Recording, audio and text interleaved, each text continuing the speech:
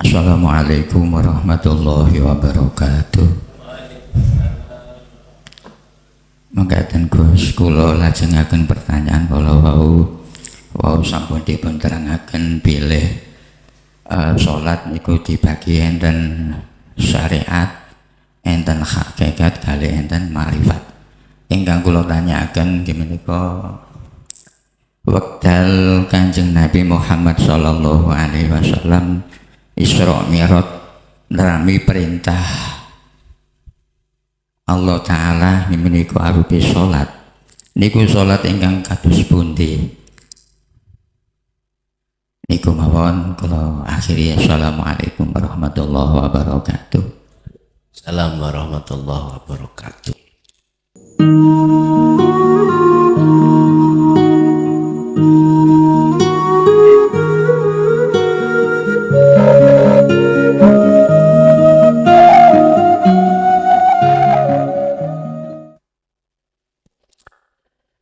Bismillahi tawakkaltu ala Allah, la khawla wa la quwwata illa billah. Asyhadu an la ilaha illallah wa asyhadu anna Muhammadan abduhu wa rasuluh.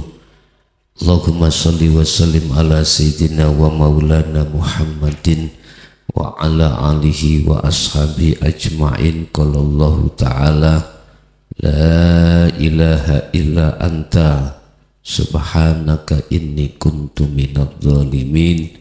Wa qala Allah wa qala aidan la ilaha illa ana fa'budun. Bapak Ibu hadirin jamaah rahimakumullah, wabil khusus dumateng sedaya pengurus Padepokan Al-Fakir dan sedaya jamaah di wilayah Gresik dan sekitarnya, tepatnya di Desa Beton.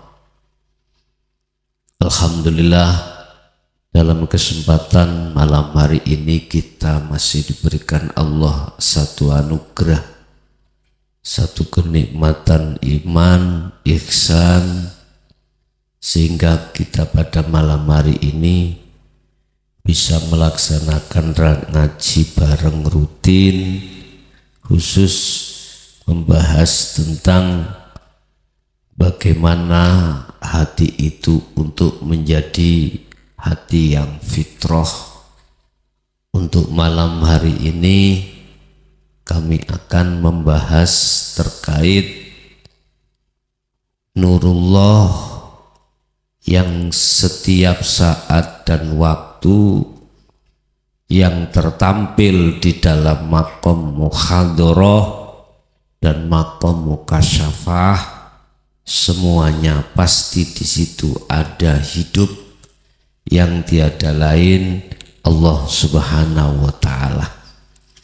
Oleh sebab itu, bagaimana caranya kita bisa masuk dan menerobos nurullah untuk bisa liqo terhadap Allah Subhanahu wa Ta'ala.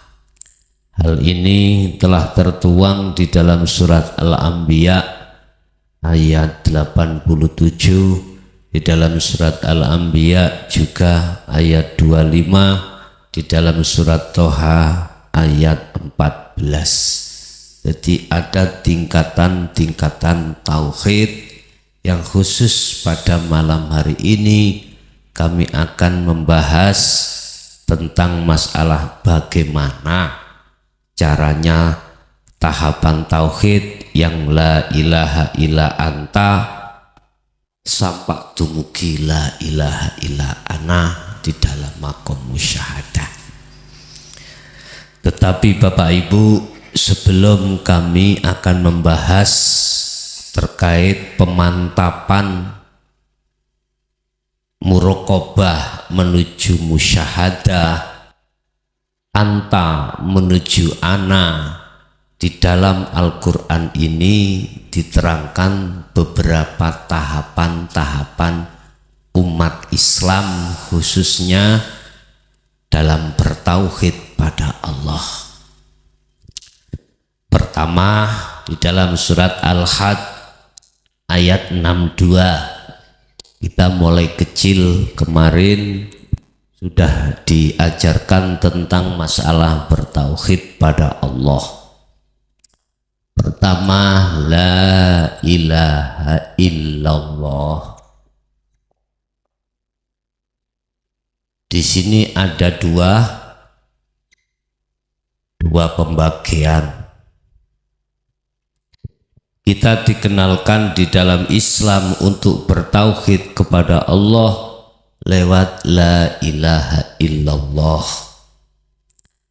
Hal ini tertuang di dalam surat Al-Had ayat 62. Allah katakan, bi annallaha huwal haqqu wa anna ma yad'una min dunihi huwal batil. Tuhan selain Allah itu batal. Ya. Iki di dalam Islam, ya. Tuhan selain Allah disebut batal. Wa annallaha huwal haqq. Sesungguhnya Tuhan itu, Allah itu al-haq.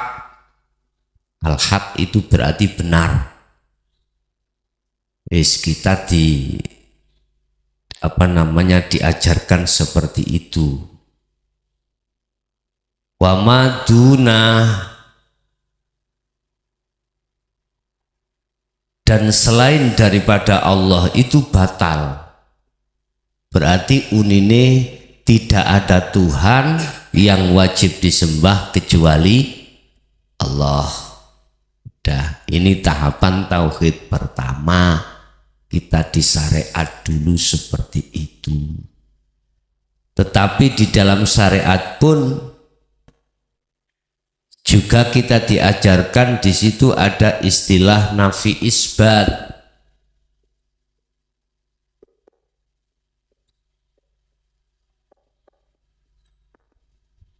Apa?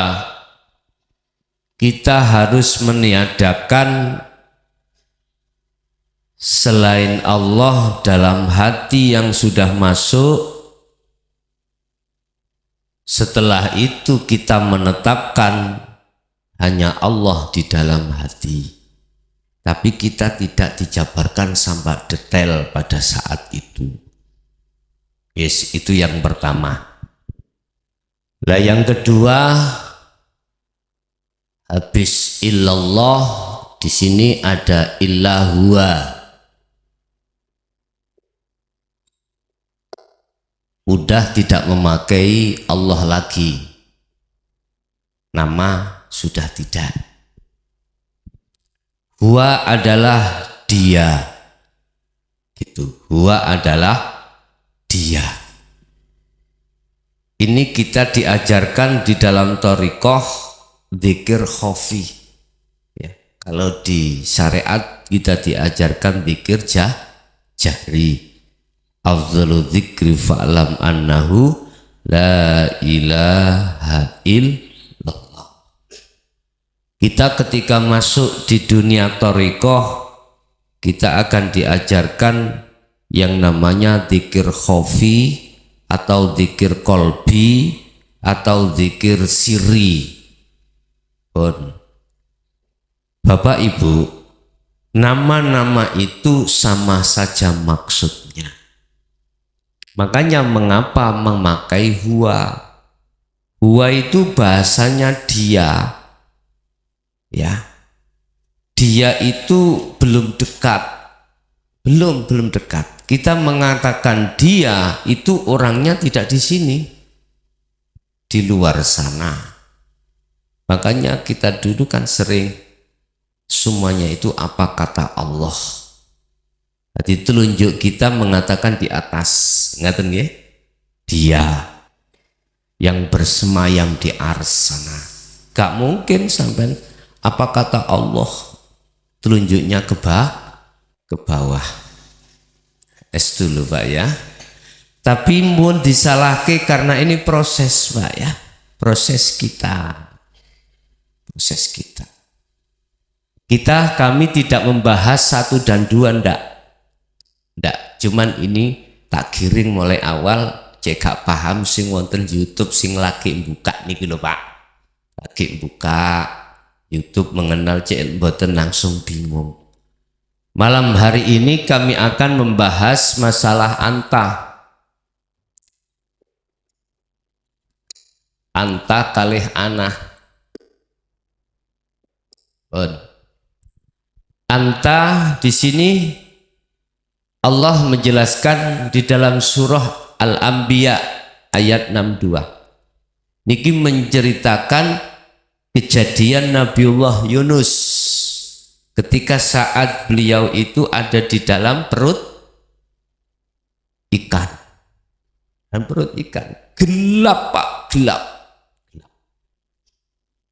Lah, Nabiullah Yunus olehnya Allah memasukkan la ilaha illa anta subhanaka inni kuntu minadz zalimin. Cara tiyang ngoten mertobate pun nemen ngoten. Beliau asbabun nuzulnya Allah memasukkan Nabiullah Yunus di dalam perut ikan kan persoalannya ketika saat beliau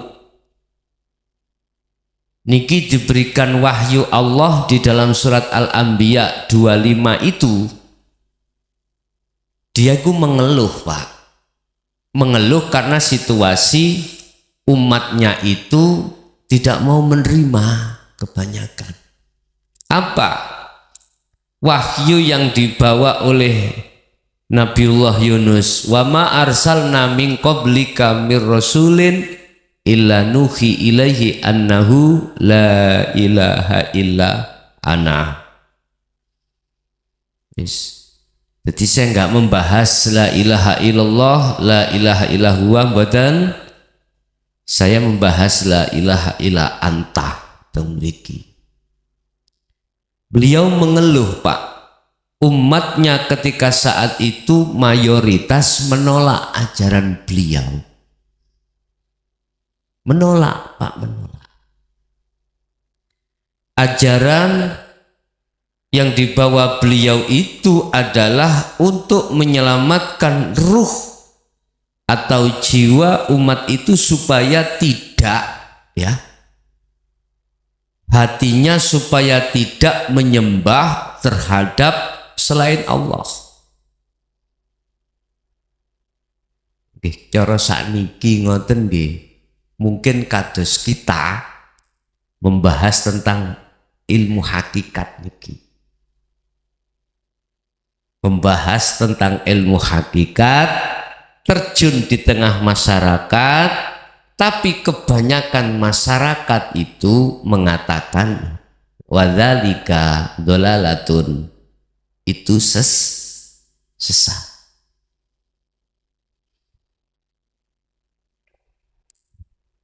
Hal ini tidak hanya dialami saya, mungkin juga jenengan, bahkan tidak orang lain, orang dekat mungkin mengatakan hal itu. Lah, beliau itu mengeluh Pak. Ajaran bagi Nabi Yunus jelas benar, hak. Tapi belum tentu umat yang menerima mengatakan itu benar. Akhirnya selang pendapat. Sama halnya apa yang setiap saat kami sampaikan tentang ajaran Rasulullah Shallallahu Alaihi Wasallam di dalam versi hakikat menuju makrifat ini, tidak sedikit golongan yang membatalkan apa yang kami sampaikan. Nah, ketika saat itu Nabiullah Yunus mengeluh Pak, jengkel. Hanya Nabiullah Muhammad inilah yang beliau itu sabar, beliau itu telaten, teliti, ngomong umat niu Nabi Muhammad saja. Nek menurut keterangan niku yang lolos, sehingga mengapa di dalam syariat dikatakan para nabi dan rasul semuanya tidak akan bisa memberi syafaat terhadap umatnya kecuali Nabiullah Muhammad. Ngerti nggih? Karena beliau mboten mengeluh. Sampai toh ditegur di dalam satu ayat kalau supiniki, Muhammad janganlah kau bersedih hati terhadap umatmu yang tidak menginginkan ajaranmu itu dihadapkan. Saya belajar untuk semaksimal mungkin walaupun tidak sepenuhnya. Tetap kami akan jalankan walaupun di sisi lain tidak sedikit yang mengatakan apa yang kami sampaikan itu mungguh mereka itu hal yang tidak benar. Saya bisanya untuk teguh teng mriku hanya melihat Allah. Singgarakno dhek protes ya sapa? Ngaten mawon. Singgarakno dhek iku mang dereng paham ya sapa? Kula yakin Pak, beliau itu olehnya sementara waktu dereng saged menerima karena belum paham. Saya yakin seperti itu. Saya yakin. Lah ketidakfahamnya hati terkait ajaran Rasulullah di dinu tauhid ini Bapak Ibu, ikut terhijabi dengan sesuatu yang ada pada dirinya. Yahjubuhum bisa jadi bi ilmihim, yahjubuhum bi amwalihim, cara hikam, yahjubuhum bi ibadatihim. Olehnya belum bisa menerima Pak. Itu ada unsur 3. Iso umpama kula saking ngalime kula di dalam tata ilmu syariat, dengan ilmu itu menutupi hati saya. Contoh saya al-ubad dengan ahli ibadah iku yang pada diri saya yang mungkin tidak ada yang bisa membandingi ibadah saya setiap saat dan waktu dengan ibadah yang ada pada diri saya, itu menutupi hati saya terkait fadl Allah di dalam hakikat makrifat.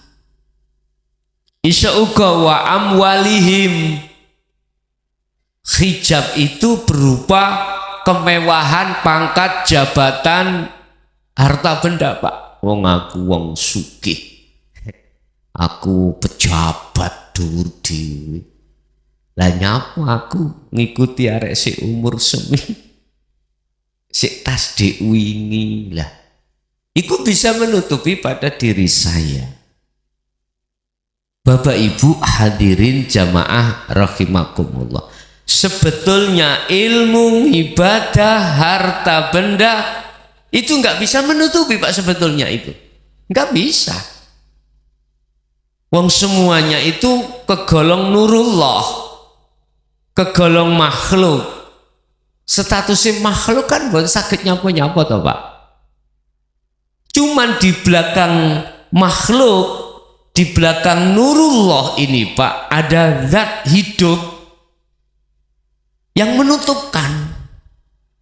Nafsu niku kan buat sakit nyapa-nyapa tuh aslinya Pak. Makhluk lho nggih. Selain Allah kan kesebut makhluk, termasuk nafsu. Hubbus syahawah ikut juga makhluk, ya tidak bisa nyapo-nyapo. Tapi kok yo bisa nyapo lah ngoten to. Lah semuanya ini kegolong disebut nurullah. Kalau bahasa hikam niku kaun, makhluk kang bangsa makhlukiyah, makhluk. Kita mengatakan itu bisa nyapo-nyapo karena kita tidak tahu di belakangnya itu ada Allah. Yang menjadi pertanyaan saya, mengapa Allah menutupi saya dengan ilmu, dengan ibadahku, dengan harta bendaku? Mengapa? Kalau selain Allah itu tidak bisa menutupi, ada rencana apa, mengapa Allah menutupi saya? Sedangkan tiga hal ini bagi panjenengan kok gak bisa nutupi? Mengapa Allah tidak menutupi panjenengan padanya? Allah dengan tiga hal ini kok saya kok ditutupi? Ada apa? Ternyata jawabannya cuma satu, Pak. Sami'na wa asoina bagi saya, ya, ajaran untuk menuju dari nur nerobos nanggone zat Allah itu kutolak. Tapi jenengan boten nolak sampean. Boten nolak. Jenengan sami'na wa atokna, sedangkan saya sami'na wa asoina. Hal itu disampaikan oleh Kanjeng Nabi. Kanjeng Nabi pun boten wonten zaman kenabian, mandap datang zaman khalifah Abu Bakar, Umar, Utsman, Ali. Lah zaman khalifah sudah tidak ada, mudun diteruskan oleh zaman tabi'in as-solihin. Sampai detik ini jenengan wa atokna menerima. Sedangkan saya tidak. Alasan Allah menutupi saya dan alasan Allah tidak menutupi jenengan itu sebab saya tidak mau menerima, sementara jenengan mau menerima. Katakan Muhammad, in kuntum tuhibbunallaha fattabi'uni yuhibbukumullah wa yaghfir lakum dzunubakum. Bagi umatmu yang mengikuti awakmu Muhammad, tidak hanya di jalur syariat tetapi juga di jalur hakikat, yuhibbukumullah, katakan Mat, aku akan menerima cintanya dan kujadikan sebagai kekasihku, itu Allah. Dan semua kesalahan-kesalahan hati pada saat panjenengan iki mau berinteraksi ruh langsung terhadap hubbus syahawah, wa yaghfir lakum dzunubakum, katakan Muhammad tak ampuni. Ya penak ya. Hati syirik bangsa khafi iki lebar Pak di dalam hati jenengan. Lebar. Sebab innallaha ghafurur rahim, katakan Muhammad, sesungguhnya Allah itu maha pengampun bagi mereka yang mau bertobat terhadapku. Lah Nabi Yunus niku pun dukure toriko. Beliau zikirnya sudah la ilaha illa anta, tidak ada Tuhan kecuali panjenengan ya Allah. Bahasa anta miturut sistematis di dalam bahasa Indonesia, anta itu panjenengan, kamu, berarti itu dekat sudah. Kita bicara terhadap orang lain, kita gak mungkin mengatakan huwa, dia nggak mungkin, pasti mengatakan anta, masalahnya di depan, kamu, berarti pun di depan. Ini menandakan bahwasanya Allah itu dekat. Bagi beliau Nabiullah Yunus itu sudah dekat. Kita diajarkan zikir sirul asrar itu Bapak, di tahapan pertama yang disebut syu'arul basyirah, merasakan, itu adalah muraqabah Pak. Anta ini muraqabah.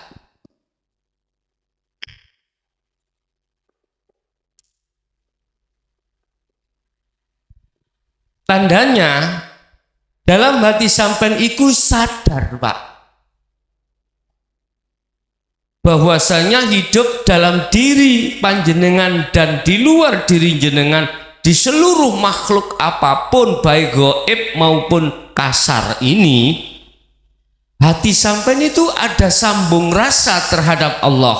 Hidup itu ini namanya muraqabah ya. Iki berarti panjenengan sudah masuk di tahapan zikir la ilaha illa anta. Dalam zikir sirul asrar ada syu'arul basyirah. Itu proses pendekatan ini nanti supaya sudah tidak dikatakan dekat.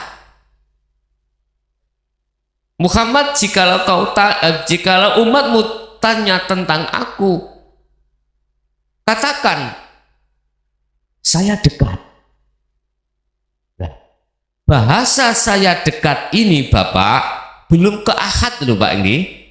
Itu belum. Sebab kalimat dekat itu mesti ada jarak. Sedangkan ahad ini sudah tidak ada jarak. Nah, sebelum kita sampai ke ana yang tidak ada jarak, otomatis kita melewati terlebih dahulu anta, muraqabah. Makanya mengapa sering saya katakan az-dzikru bisiril asrar terus kumandangno di dalam hati.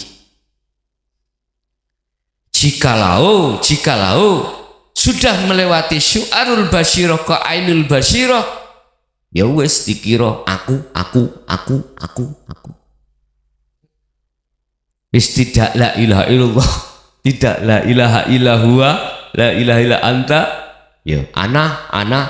Tetapi bahasa ana itu Pak, mohon maaf, bukan mukhatabnya terhadap makhluk yang disebut nurullah loh ya. Bahasa ana itu melekat pada diri hidup. Itu yang kumaksud ana. Lah muncul dzikir ana, ingsun itu sebabnya dalam diri panjenengan sudah kefanaan selain ana, selain hidup, selain Allah. Bahasa mudun malenang Allah, selain Allah.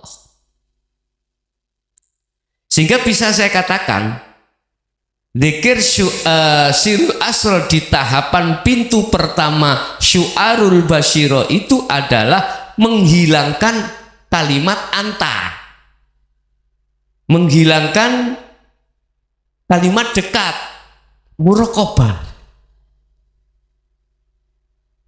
Piye carane? Bagaimana caranya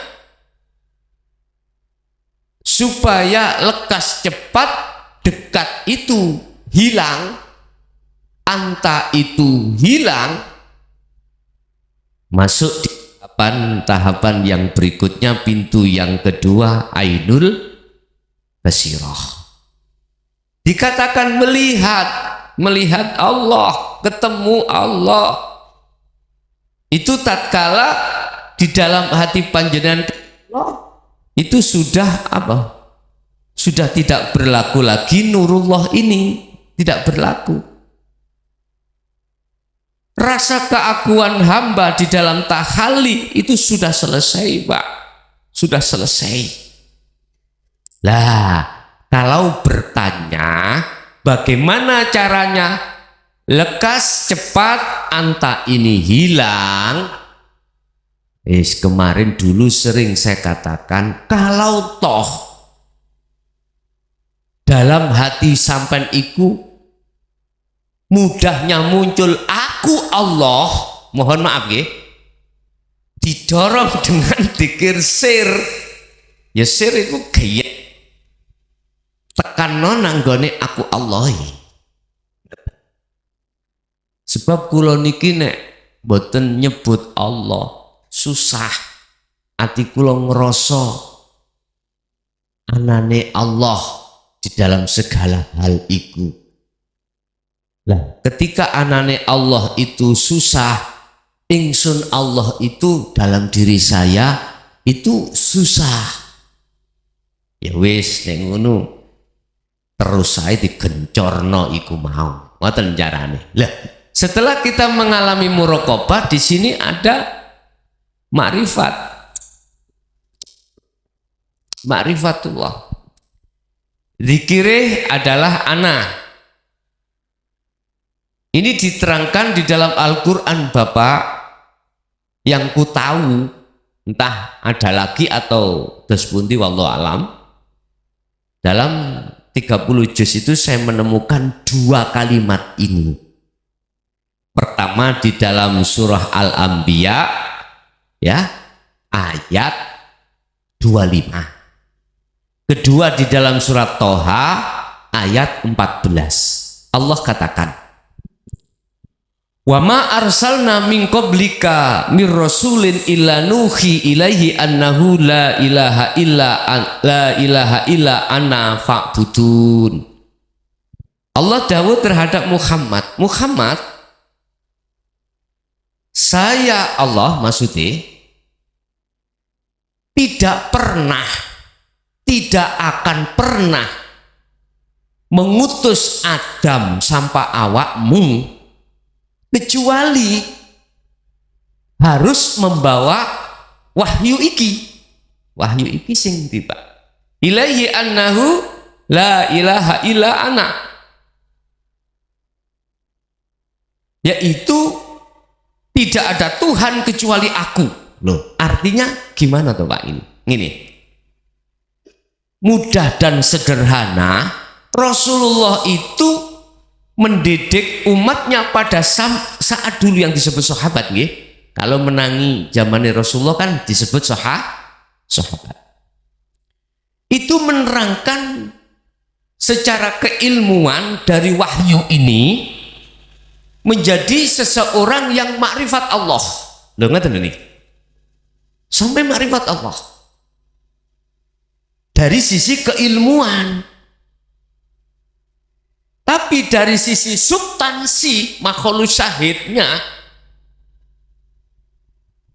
praktek, Pak. Sehingga betul-betul anak itu menancap di dalam hati para sahabat itu. Tetapi jangan heran, zaman sekarang dan dulu sama, cuman kebiare wujudi wonge sing gak podo. Nek sejarah sama terulang kembali. Apa sejarahnya? Mungkin kalau diizinkan kalau tak ngomong.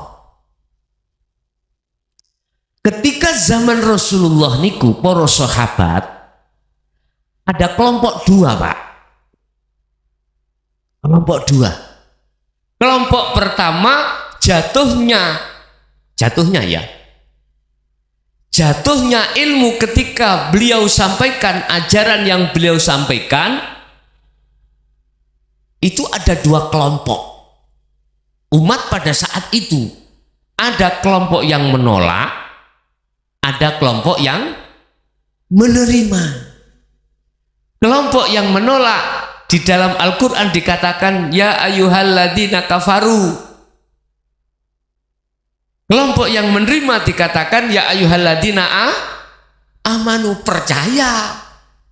Nek kafaru tidak percaya lawan katani. Bapak Ibu, di dalam kelompok yang kedua yang beriman, mohon maaf, ada beliau-beliau itu kemakrifatan pada Allah itu masih jatuhnya di ilmu. Ada, kemudian beliau sedo. Ada kelompok kemakrifatan ketauhidan itu sudah pada laku, kemudian sedo. Ini di jalur para sahabat. Ada di jalur dari zuriyah beliau, nasab, keturunan. Begitu juga sama. Sehingga di dalam jalur sahabat yang kita kenal sebagai sayyid, itu kan ada dua kelompok. Cara sekarang itu tabi'inat tabi'in titik dengan tabi'inat tabi'in as-solihin. Yang tabi'inat tabi'in kelompok di mana beliau-beliau itu zikirnya itu di mentoknya di la ilaha illallah. Mohon maaf, sistemnya beliau itu hanya mengambil sistem Rasulullah dari sisi syariat saja. syariat saja. Tapi sing as-sholihin sudah sampai pada sistem hakikat menuju makrifat pada Allah. Ini Pak. Bapak Ibu hadirin jamaah rahimakumullah. Di kubus dzurriyah yang kita kenal sebagai habaib, mohon maaf, itu juga dua kelompok. Ada kelompok pertama tahapan dia masih ada di dzikir jahri kali siri atau khofi atau kolbi, masih ada di sini. Belum sampai dzikir sirul asrar atau dzikirnya ruh, belum. Tapi ada kelompok habaib itu juga sudah sampai pada fana'u dzikri. Artinya sudah sampai ke musyahadah, sudah sampai ma'rifatullah. Sama Pak. Jadi zaman sak mangke sekarang dengan zaman dulu itu sama. Sejarah terulang kembali. Rasulullah bagaimana ketika menyampaikan dinul haq itu? Wah, mohon maaf Pak, yang menentang luar biasa juga. Sama sampai Rasul dikatakan min jinnah. Muhammad itu ya golongane wong gendeng dengene bagi mereka yang kafaru, bagi mereka yang mengingkari ajaran Rasulullah ini. Ada kelompok-kelompok yang mohon maaf cara ditulung iku wangel Pak, wangel banget. Gampangane gak iso. Innal ladzina kafaru sawaun alaihim a'anzartahum am lam tundirhum la yu'minun. Nah niki kelompok niki. Dikatakan, dituturi, diwejangi, digenahno tatanan dinu hak kalih boten sama. Sama apa? Layu minun tidak percaya. Ini kelompok sing cara gampangane pun nemen lah, wis nggak ada harapan. Akhirnya apa? Allah khatamallahu ala qulubihim, dikunci menisan. Dengar dah. Akhirnya bagi yang seperti kelompok yang seperti ini Bapak, nurullah yang dihadapkan itu justru Allah bermaksud menutupi ruhnya terhadap Allah. Ya Allah sing nutupi ku Allah. Bukan perkara nurullah. Iku saged ngijabi manah atau ruh sampean mboten. Yang menghijabkan itu Allah. Ngoten niku persoalan. Sebab nurullah niki nggih namanya makhluk Pak, ya nggak punya doyo apapun, la haula wala quwata illa billah, nggak bisa. Makanya nggak bisa kita akan menyalahkan nafsu atau iblis. Besok ini bukan sakit sampai dalam Al-Quran sesuk iku ketika di depan qadhi, hakim yang paling adil Allah, para ruh golongan sing kafaru niku protes nang Allah. Ya Allah, kula seperti ini gara-gara iblis iki ngoten. Gara-gara nafsu iki. Sehingga kula terhijabi, akhirnya saya mboten ikut datang jenengan lewat utusan yang jenengan sampaikan. Nah, yang namanya nafsu atau iblis jawab Pak, lah nyapa kamu gelem nganut aku? Ngoten jabe. Akhirnya keputusan qadhi, nafsu atau iblis itu enggak disalahkan terhadap kita. Justru kita mengapa mengikuti iblis itu, mengikuti nafsu. Padahal tidak sedikit, tidak satu dua kali, berulang-ulang kali kalimat mundirun yang ada di Al-Quran, kalimat yang ngelingake sampai peringatan itu mboten bisa pindu Pak. Cuman kita sendiri manusia itu yang kafaru itu sing tetap bersikukuh mengikuti jalannya hawa nafsu. Udah kembali kepada Anta. Lah, ketika beliau Nabi Yunus, Bapak, merapat pada Allah karena dalam kegelapan, la ilaha illa anta subhanaka inni kuntu minadz zalimin. Jadi dia mengakui kalau dia salah. Beliau dalam kegelapan loh Pak. Secara fisik dia kegelapan karena di dalam perut ikan.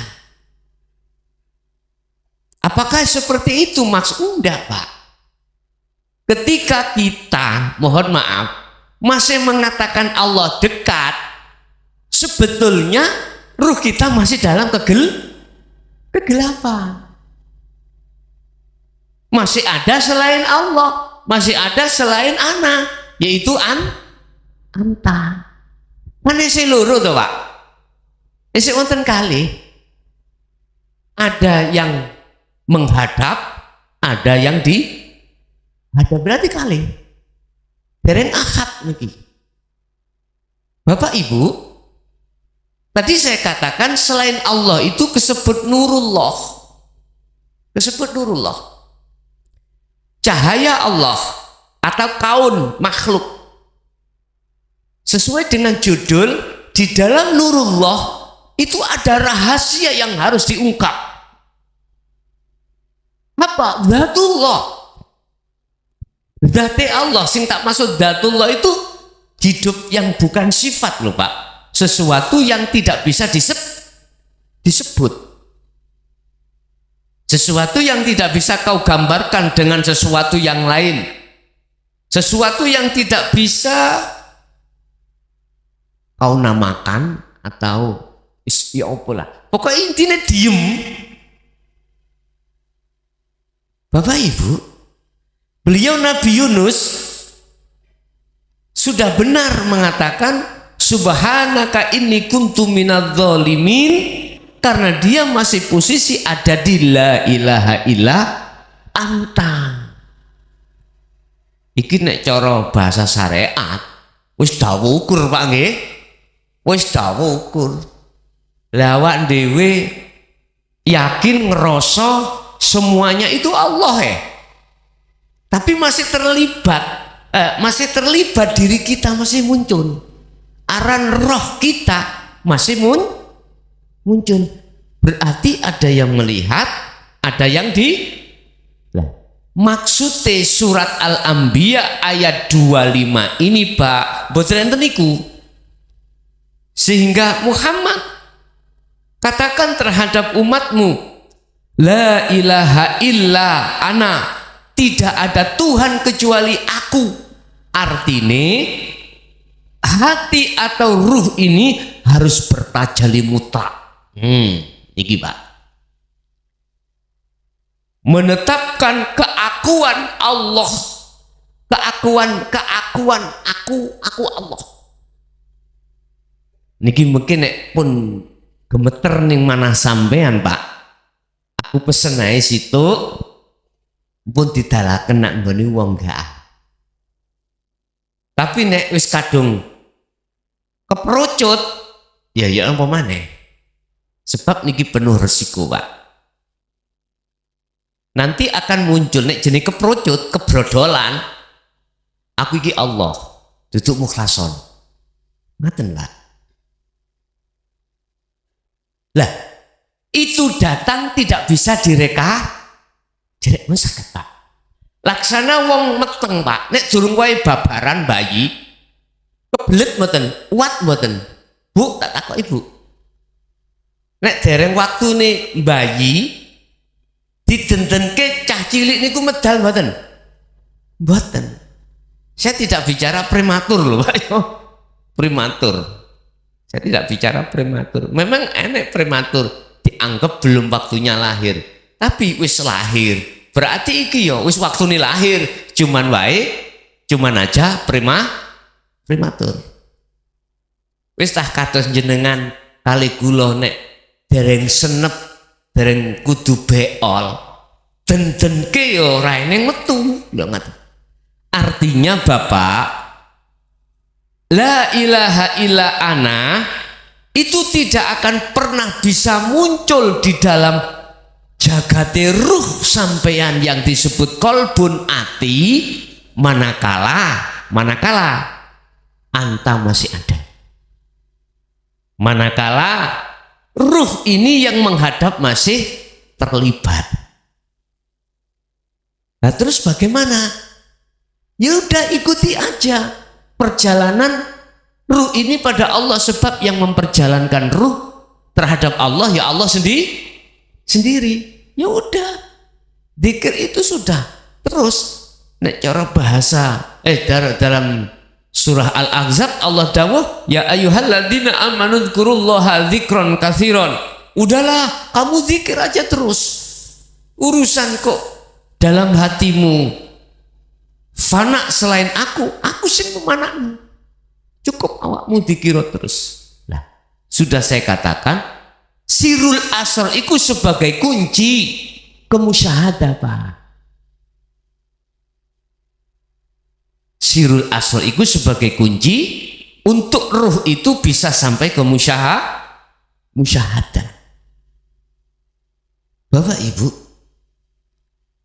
ketika saat Allah menyelamatkan si Yunus, Nabi Yunus, berarti kendaratan toh Pak ya, akhirnya jadi terang beneran.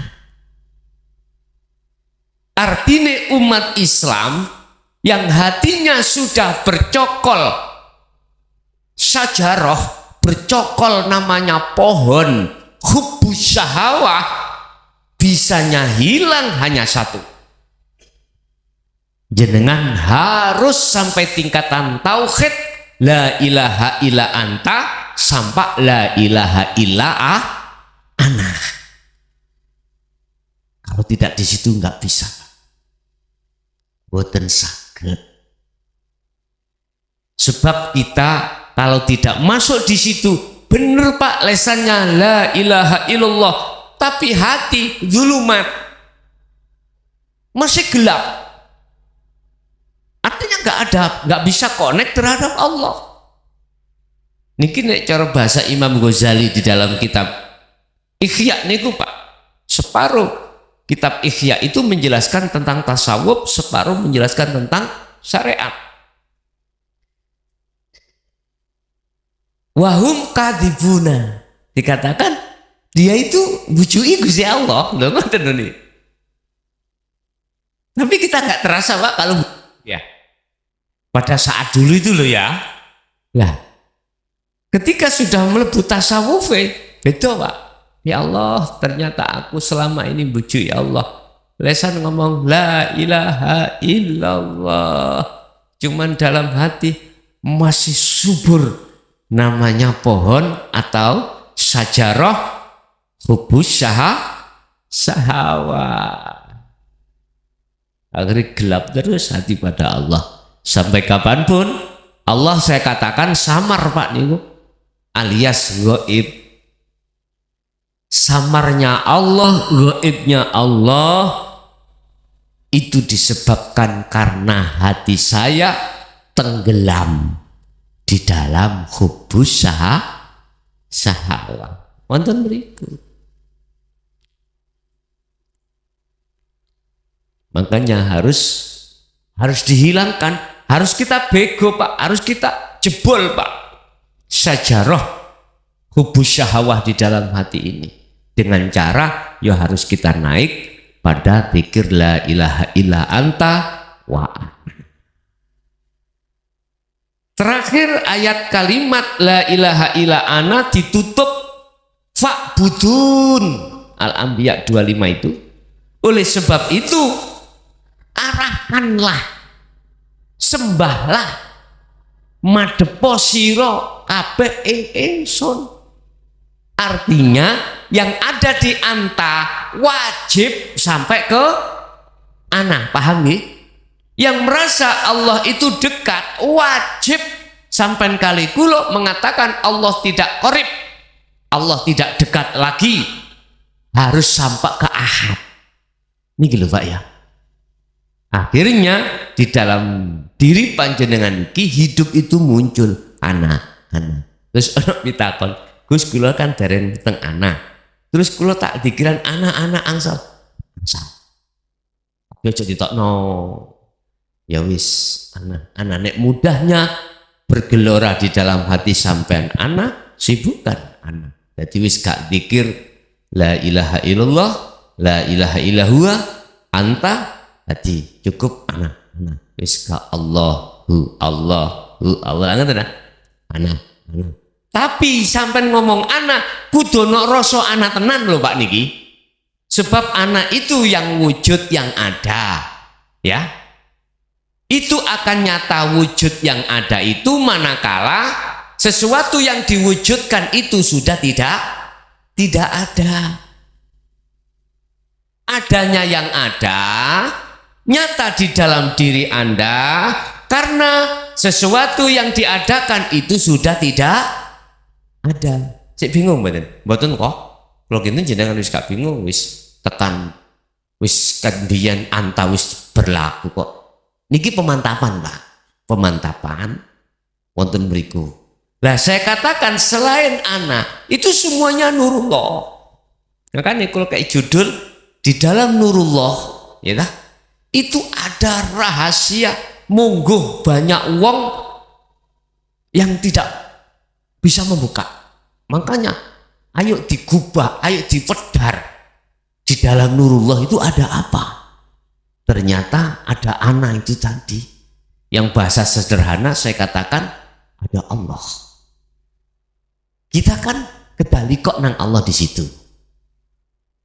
Lah, Bapak Ibu, saya sudah menyampaikan mentoke wahyune Allah.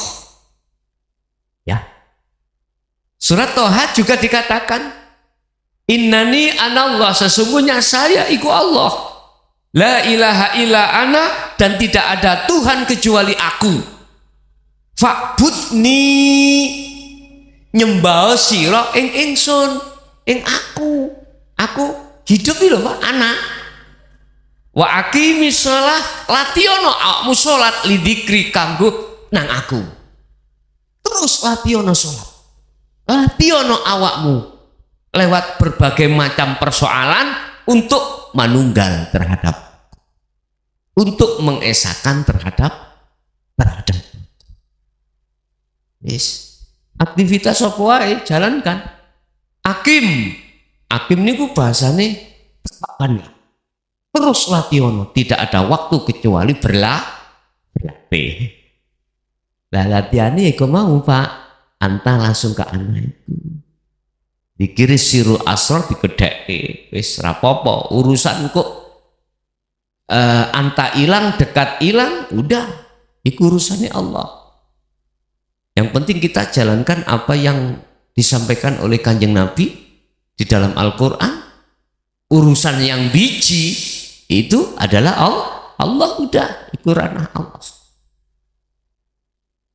Bapak Ibu hadirin, nek corok ngaji wis tekan kene iku Pak, iki makom jam'i entek wis muarane teng mriku, muarane semua ilmu-ilmu yang tidak ada batasnya tentang tasawuf, tentang hakikat menuju makrifat, muaranya di anak itu, muaranya di anak. Lah sekarang tolong khusus bagi jamaah Gresik niki, oke lah kula buka muqabalah dari beberapa kitab tentang tasawuf, tentang ilmu tasawuf, berbagai macam kitab. Isinya adalah pengajian ngaji bareng, tapi tak jaluk situ. Karena ini sudah pemantapan, tolong semaksimal mungkin jenengan iki zikir estu dumugi anak. Ngaten nggih? Tentang masalah jahri ya sudah saya sampaikan, siri ya sudah, atau khofi atau kolbi. Sekarang dikiri roh, yaitu sirul asrar, supaya sampai ke fanaud dzikri. Lah semua ini Pak sudah tertuang di dalam Al-Quran. Dalam Al-Quran sudah tertuang semuanya. Hadis itu sebagai pelengkap. Ijma' qiyas itu juga sebagai pelengkap. cara babone iku adalah Al-Qur'an. Ngerti babon ya? Bukan babon monyet gede niku lho ya. Bukan. Babon niku nek cara induk nggih. Induknya adalah Al-Qur'an, wahyu Allah. Wis, Bapak Ibu, kesimpulannya di dalam nurullah yang dihadapkan Allah terhadap kita berupa baik di mukhadharah maupun di mukasafah, baik makhluk kasar utawi makhluk halus. Makhluk halus kalau kita bicara ilmu berarti ilmu hikmah, ilmu karomah, gitu. Kalau ilmu kasar berarti ya ilmu-ilmu umum niki, gitu. Baik yang ada di situ di mukhadharah maupun di mukasafah, semua itu klebu nurullah, Pak. Ya. Baik makhluk ada di mukhadharah ataupun di mukasafah, iki semuanya kesebut nurullah. Dalam hikam disebut kaun.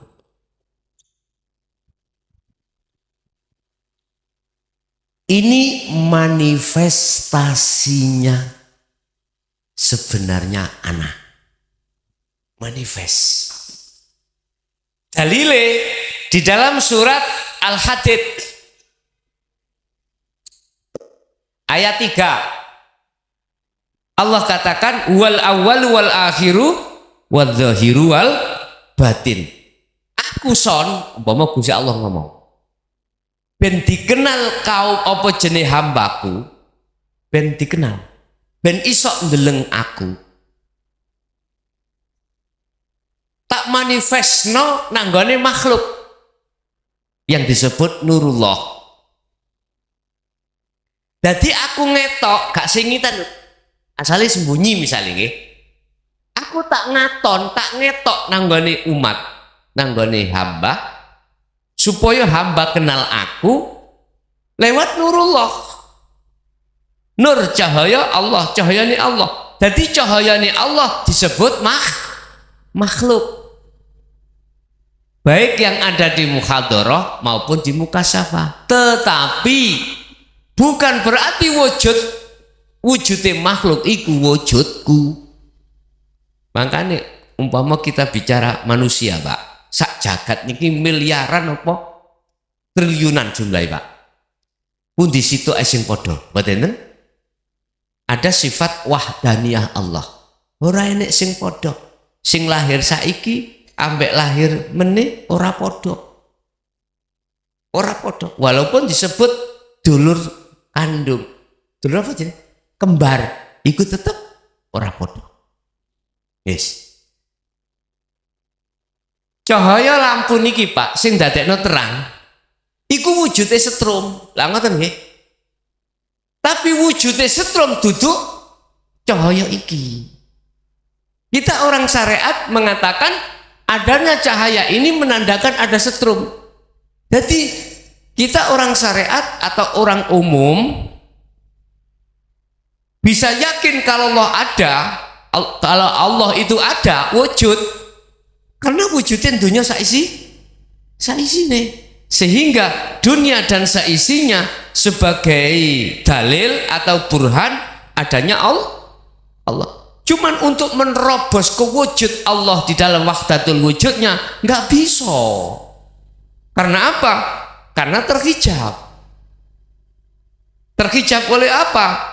Ya oleh duniawi, ya iki oleh makhluk, oleh nurullah. Nah terus amriye saya itu tahu wujudnya setrum ya apa? Ya tolong kabel itu jempokan. Kabel ya Pak ya. Kabel sing mudon itu jempol. Apa yang terjadi? Akal sampai nggak hilang.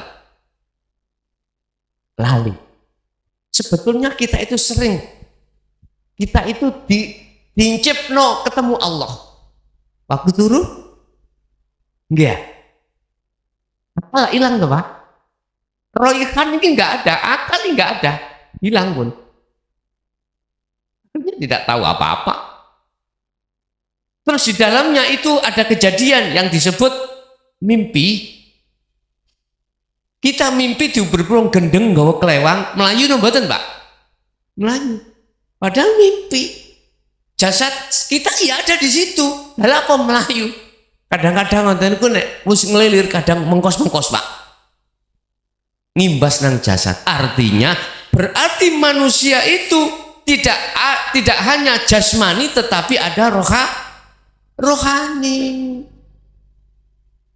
Rohani urusannya. Iki kok nang Allah. Tapi ada Pak kelompok yang tidak percaya pertemuan terhadap Allah. Qad khasiral ladzina kadzdzabu biliqa'illah. Sungguh rusak, sungguh getun, sungguh celaka bagi orang-orang yang mendustai pertemuan terhadap Allah. Akhirnya hanya golongan ahli syuhud lah yang di situ bisa sampai pada Allah, karena Allah ya sudah tidak ada, huwa ya sudah dilewati, anta ya sudah dilewati, tinggal ana. Istiqomah teng mriki. Akhirnya sampean gak bisa ngomong. Apa tah?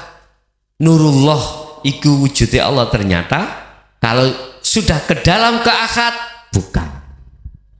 Makanya saya katakan nurullah itu adalah manifestasinya hidup seperti itu. Tapi pun dianggap bahwasanya nurullah wujudnya Allah, bukan. Bapak Ibu, jadi apapun yang dihadapkan Allah, baik yang ada di muhadharah, mukasyafah, yang kabeh semua disebut nurullah, masuklah sampai ke dalamnya.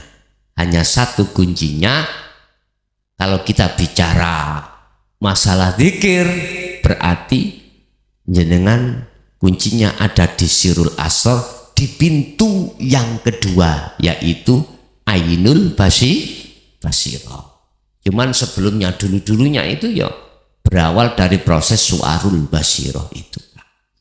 Oke Bapak Ibu, itulah apa yang bisa kami sampaikan terkait pemantapan kemakrifatan kita pada Allah sampai di makom jam'i. Bahasa judulnya di dalam nurullah ada zat Allah. Jadi maksudnya adalah keahadan Allah. Oke, kita masuk pada sesi tanya jawab dan dialog. Barangkali ada yang perlu ditanyakan, monggo kula aturaken.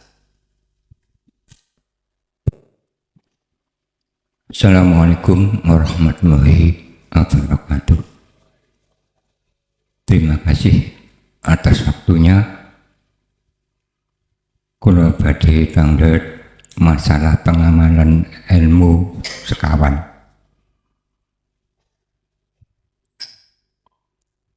Ilmu sekawan iku nomor tunggal syariat, tarekat, hakikat, makrifat. Kula umpaman kula mawon, kula niki ngamalaken ilmu syariat tapi mboten ngamalaken ilmu tarekat niku hukume napa. Lajengipun kula niki ngamalaken ilmu syariat, tarekat, hakikat, makrifat, hakikat tapi mboten ngamalaken ilmu makrifat niku hukumipun terpundi. Niku nomor tunggal. Nomor kali masalah salatipun tiang makrifat termasuk tiang makrifat niku artine pun kelebonan nurul ilahiyah. Tegese salat niku kula artikaken eling utawi nyebut. Ingkang kula tanggetaken salate tiyang makrifat niku di atas di dalam mboten ingat dumateng Allah Subhanahu wa taala utawi mboten sadar diri niku disebut salat napa mboten niku ingkang kula tanggelaken kalih kala wau monggo dipun tegasaken dumateng Gus Asor. Kula akhiri assalamualaikum warahmatullahi wabarakatuh. Assalamualaikum warahmatullahi wabarakatuh. Mengenal tentang 4 tahap atau bisa dikatakan 4 ilmu. Pertama syariat, thariqat, hakikat dan ma'rifat. Cuman sebelum kami membahas lebih lanjut, kita harus paham kedudukan-kedudukan satu persatu tersebut. Apa sih syariat itu?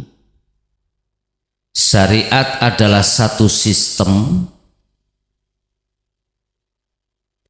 atau ilmu untuk kita pahami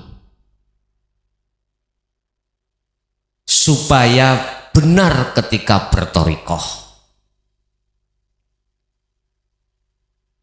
Apa sih thariqah itu? Adalah jalan untuk supaya bisa bertemu Allah. Thariqah adalah jalan untuk supaya bisa bertemu terhadap Allah. Sebab semuanya berawal dari thariqah, jalan.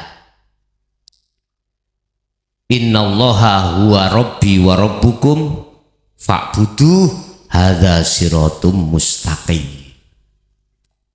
Bisanya kita ke Allah harus lewat jalan. Jalan yang dimaksud di sini bagaimana? Hadza utawi iki fa'buduh. Mana? Innallaha sesungguhnya Allah, huwa ya Allah, iku rabbi wa rabbukum, Tuhanku ya Tuhanmu, fa'buduh. Lagi. Sembahlah Dia. Hadza utawi nyembah iku iku siratun. Hadza utawi nyembah hanya padanya iku siratun, satu jalan mustaqimun kang jejeg.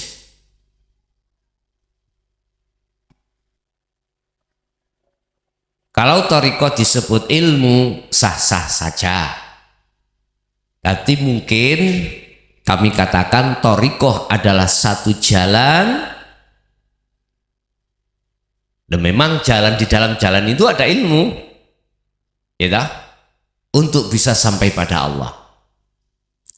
Nek cara kula wis cekak terlalu bingung. Thariqah adalah jalan. Apakah yang dimaksud thariqah jalan ini thariqah pada umumnya kumpulan itu? Terserah jenengan jawab bagaimana. Yang jelas saya kembali ke khitah. Khitah itu thariqahnya kanjeng Nabi. Di situ ada pertanyaan, apakah thariqah kanjeng Nabi itu? Apakah pada saat itu sudah muncul Nasabandi, Satori, Siddiqiyah, Qadariyah, sudah muncul dereng Pak? Terus kalau toh belum muncul, apa thariqahnya kanjeng Nabi? Saya berangkat dari inilah, maka thariqah saya katakan itu adalah sebuah jalan. Mudahnya saya katakan thariqah adalah nama dari semua aktivitas, af'al, semua af'al. Af'al kita macam-macam. Contoh, sholat, af'al toh. Aran sholat itu thariqah. Saya geser ke Kanjeng Nabi. Tapi bukan berarti saya membatalkan thariqah yang pada umumnya organisasi kumpulan, bukan ya. Saya jangan diartikan saya membatalkan, enggak loh. Enggak. Saya kembali ke khitoh. Khitoh itu kembali asal. Beliau ngajarkan ilmu itu thariqah. Thariqahnya beliau. Beliau sedekah, thariqah. Beliau yakul, dahar, thariqah. Dia ngunjuk, thariqah. Intinya semua apa nama di dalam af'al itu namanya thariqah.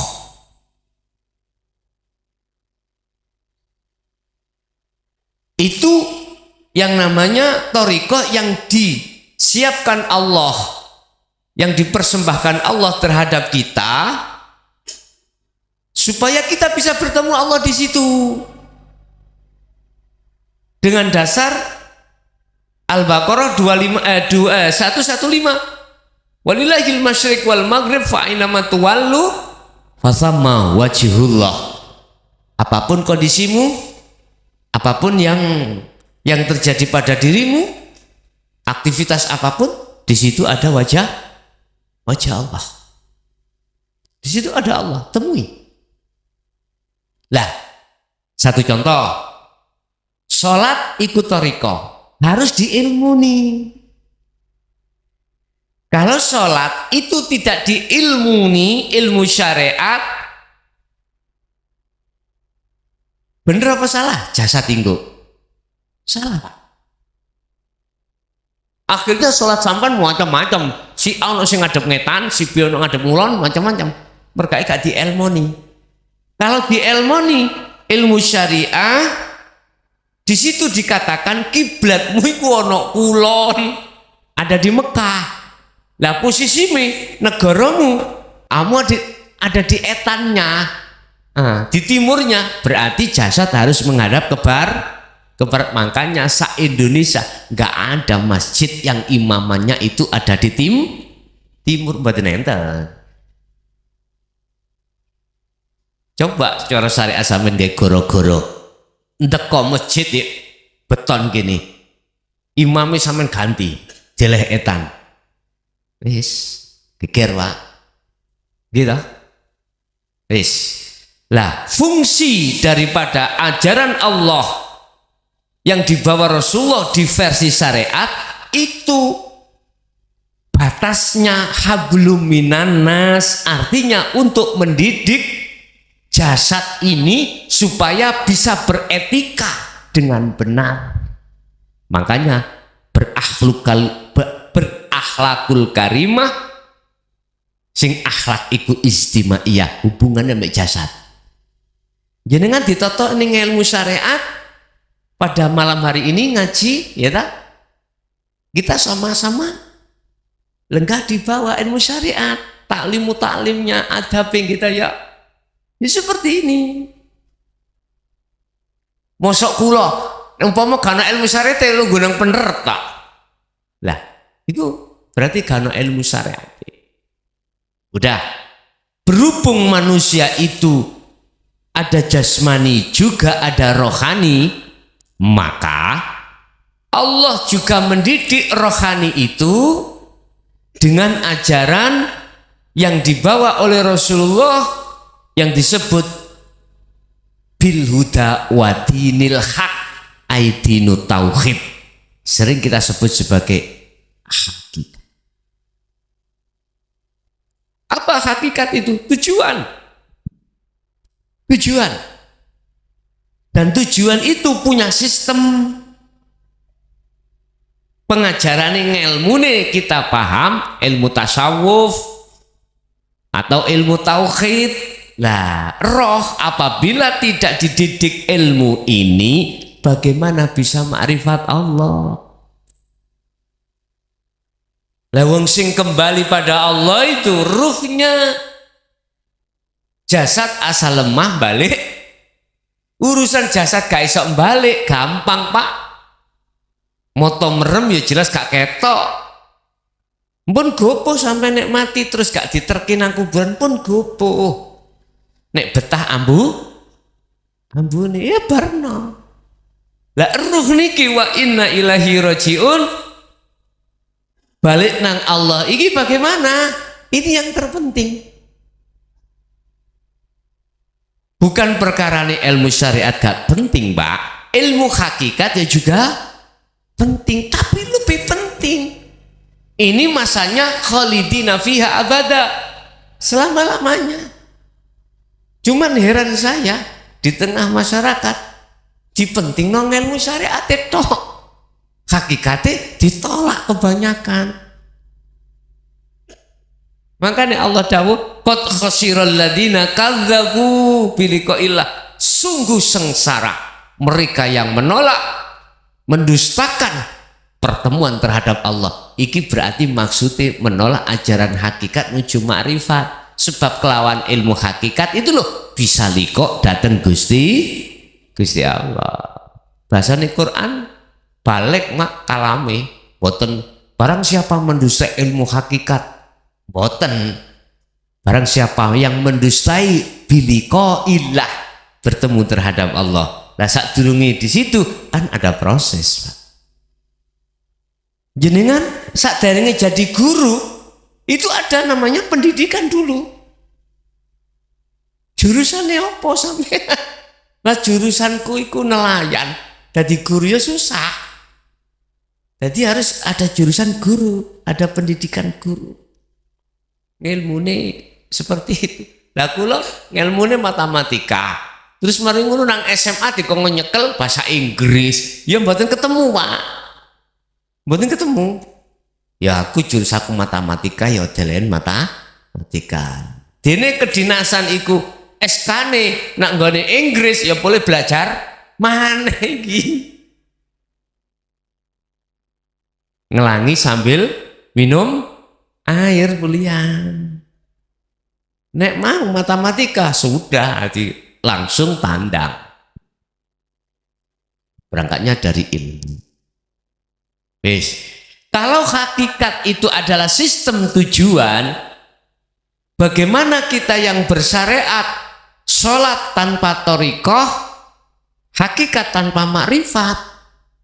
Nyun sewu. Kalau yang dimaksud thariqah, yang saya terangkan ini, sholat panjenengan iku wis thariqah. Mboten saged pisah antara syariat dengan thariqah, mboten saged. Saya tidak membahas thariqah kumpulan itu loh Pak ya. Organisasi saya kembali ke khitoh. Aran sholat ikut thariqah sudah. Kalau sholat tanpa syariat niki rusak. Nek pitakoni ngoten lho. Sholat syariat tanpa thariqah bagaimana pertanyaannya gitu. Tapi saya katakan sholat itu thariqah sudah. Aran sholat itu thariqah. Makanya Mbah Dim Yatin takoi, Mbah thariqah sampai nopo? Ngaji. Ngono jabe. Sholat. Iku berarti kembali ke khitoh. Wis tergantung jenengan milih maksud thariqah yang bagaimana. Apakah maksud thariqah yang thariqah pada umumnya itu, apakah thariqah yang kumaksud khitoh iku mau? Terserah jenengan. Kalau yang ditanyakan tanpa thariqah mboten saged, Pak. Salat syariat tanpa thariqah mboten saged. Sebab salat aran ini sudah thariqah. Kalau kita nyun sewu salat tanpa syariat keliru, saya bisa jawab. Karena apa? Salat ini, gerakan ini tanpa kok syariati, karena tidak ada ilmunya, rusak Pak. Mungkin mari ngadeg langsung sujud, tidak melalui rukuk. Ini dong nek cokro. nek cara pertanyaan apakah sholat syariat tanpa thariqah itu sah atau bagaimana? Nggih mohon maaf. Menurut kula lho ya, bukan berarti menurut sampean tak anggap salah, tidak. Thariqah, nama sholat itu menurut saya itu sudah thariqah. Karena saya kembali ke khitoh, maksud thariqah. Sholat yang seperti ini tanpa syariat rusak. Kalau pertanyaannya apakah diterima Allah, tergantung jawab kula dari sisi kacamata mana. Oke, yang kedua, sholat hakikat tanpa makrifat bagaimana? Mohon maaf Pak, apa sih hakikat? Hakikat adalah sistem tujuan.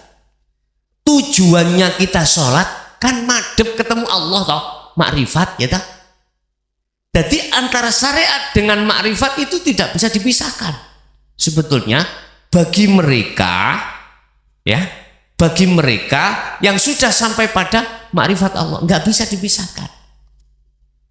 Tadi saya katakan syariat adalah ilmu, thariqah adalah jalan, hakikat adalah tujuan, makrifat sudah sampai pada tujuan. Contoh, jenengan dari rumah ya, kalau tidak diilmoni syariat nggak bisa Pak melewati jalan-jalan iki mboten saged. Tujuan sampai napa? Ngaji bareng. Lah kalau sudah sampai di sini maka itu namanya makrifat. Berarti kan nggak bisa dipisahkan. Kita memahami syariat jangan hanya syariatnya orang syariat.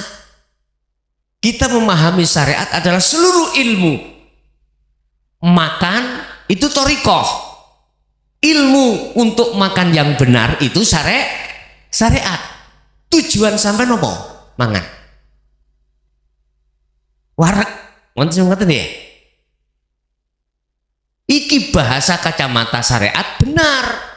Tapi bahasa kacamata hakikat keliru sampean. Tujuan kita makan adalah menemui Allah di situ.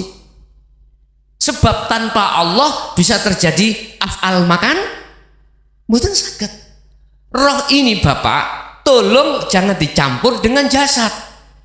Kalau jasad tujuannya itu biar warak, ngilangi luwe, monggo. Tapi roh jangan ikut-ikut kepentingan nafsu, yang nafsu mendorong terhadap ruh supaya lalai pada Allah. Di sini ada Allah, jangan mengikuti. Makanya ruh itu dikasih ilmu hakikat. Yang ilmu hakikat itu mendorong ruh supaya memahamkan bahwasanya di sini ada Allah. Kalau ruh itu sudah menjalankan hakikatnya, terus ketemu Allah, maka sempurnalah. Paham ya maksud gue lagi? Tadi pertanyaannya bagaimana sholat secara syariat tanpa thariqah, sholat hakikat tanpa makrifat. Jawaban saya Bapak, dua kacamata. Kacamata yang pertama kacamata syariat, hak apa? Ya ini penggaweannya no kuno Sehingga di situ ada tiga golongan. Kita yang ada di syariat, sholat itu ada tiga golongan. Ada dua golongan. Sebetulnya ada tiga. Yang satu golongannya ahli hakikat ma'rifat. Kita yang ada di syariat sholat itu kadang si ono tingkatan pengen diwahni wong, pengen disawang wong liya. Kita ngaji pengen disawang wong. Kita ngaji masih ada orientasi duniawiyah, ngerti lho? Paham nggih? Wis. Naik ke depan ke atas titik. Satu tingkat kita sudah lepas dari karena duniawiyah, karena manusia, tidak ada. Karena ada tendensi pada Allah. Apa? Surga ataupun pahala. Akhirnya Allah dawuh, Ngene ae nek gak tak wenehi ganjaran surga, gak mungkin awakmu budak. Kata kayak 17 gak mungkin awakmu budak. Begitu juga orang yang Solo, Pak, wis ngomong antan iki lho. Kan ono tendensi makrifat toh. Nek sampean kali kula oleh Solo iku pengen musul, iku berarti ono tendensi. Susah kongkon makrifat nang Allah, susah Pak, ngeten iki. Disuruh masuk di dalam makom musyahadah makrifat Allah sampai jengking mboten saged sampean. Masih wis nyekel dzikir sirul, tapi ning nganti sik ono pengarepan Pak. Walaupun tujuannya untuk kemusyahadah, lepas niki. Ya niki yang paling halus ketika si salik, ketika si muzahid iku menuju dan bertemu Allah liko memiliki. Sehingga ada istilah lepaskanlah eksistensimu sebagai hamba.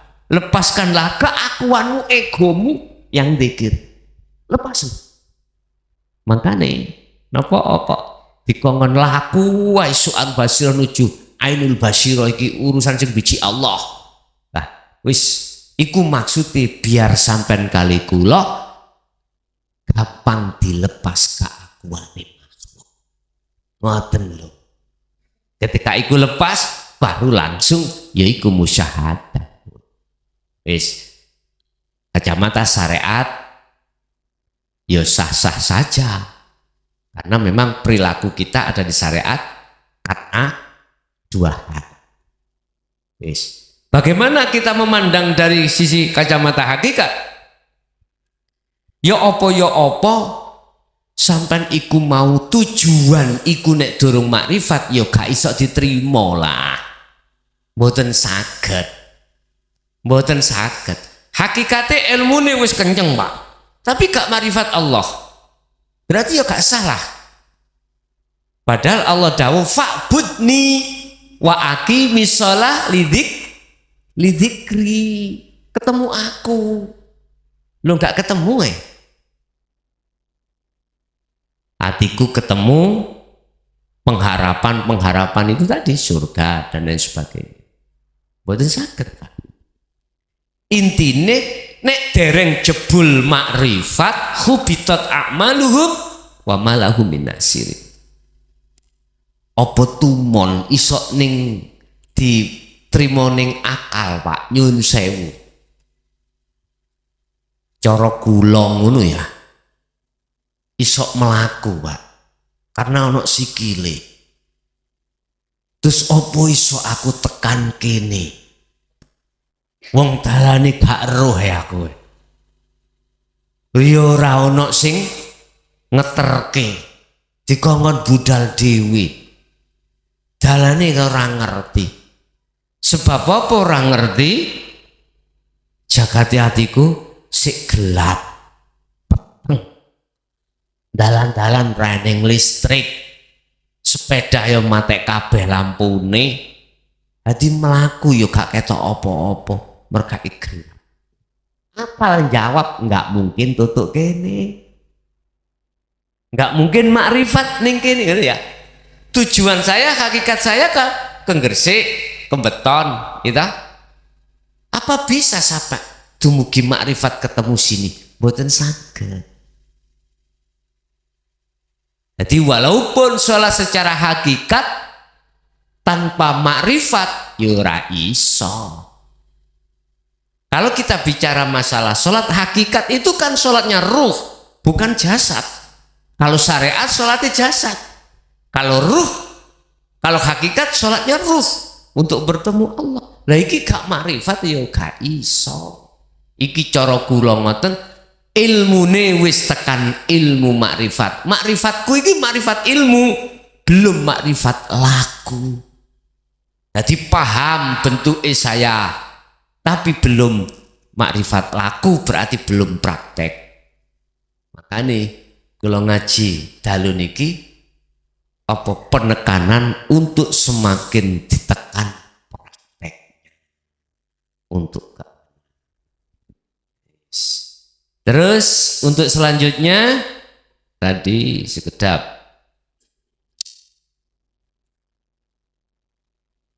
Salat orang makrifat. Dan ini ada salat hakikat, ada salat makrifat.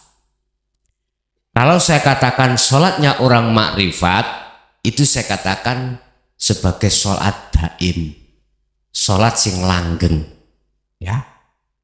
Salat di mana tidak hanya di salatnya salat syariat saja. Paham maksudku?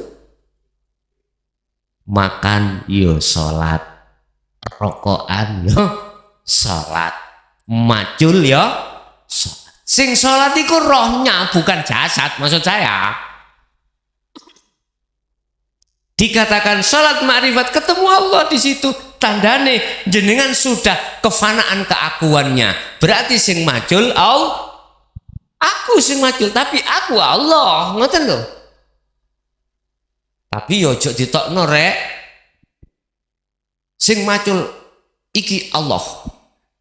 Aku Allah. Nek sampean lesannya krungu tangga sebelah sing gak paham. Jangkep sak wulan tangga sampean lapor nang kepala desa. Khawatir ngamuk. Akhirnya digawa lah nang gone menur. Lah, ngoten iki.